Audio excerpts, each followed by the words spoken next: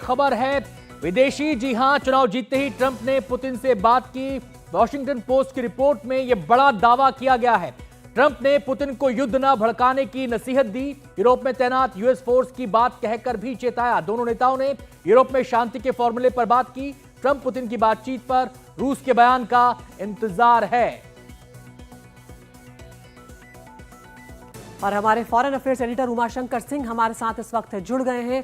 उमा, ये बात लगातार कही जा रही थी क्योंकि ट्रंप ने ये वादा किया था कि रूस यूक्रेन युद्ध जो है वो एक दिन में वो रोक देंगे। यहाँ पर क्या जानकारी इस बारे में मिल रही है जो रूस के राष्ट्रपति पुतिन और ट्रंप की बातचीत हुई है उसे लेकर?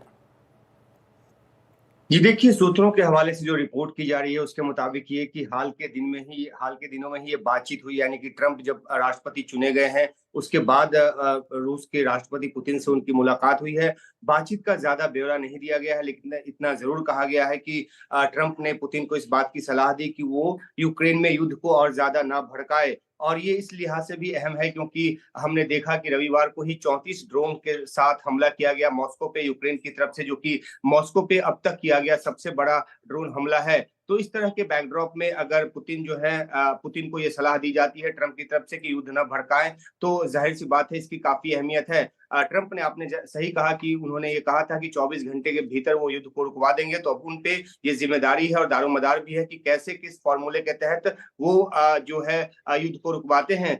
जो अब तक का फॉर्मूला उनकी टीम की तरफ से निकलकर सामने आया है उसके मुताबिक ये है कि जो भी फ्रंट लाइन अभी तक यूक्रेन और रूस के बीच है उसको फ्रीज कर दिया जाए, जो जहां है वहीं पे उसको स्थिर कर दिया जाए और 800 मील लंबा जो है एक जो बफर जोन है वो बनाया जाए और उस बफर जोन पर यूरोपियन सेना को तैनात किया जाए। अमेरिका अपनी तरफ से कोई सेना नहीं भेजेगा।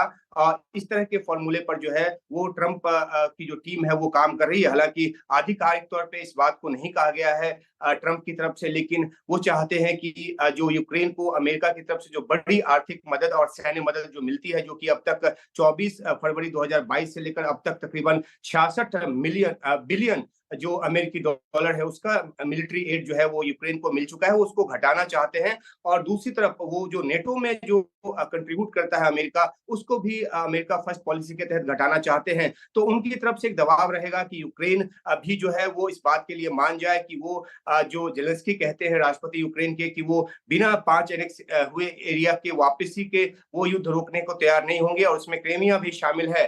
तो क्या नेटो में शामिल होने की जिद यूक्रेन छोड़ता है?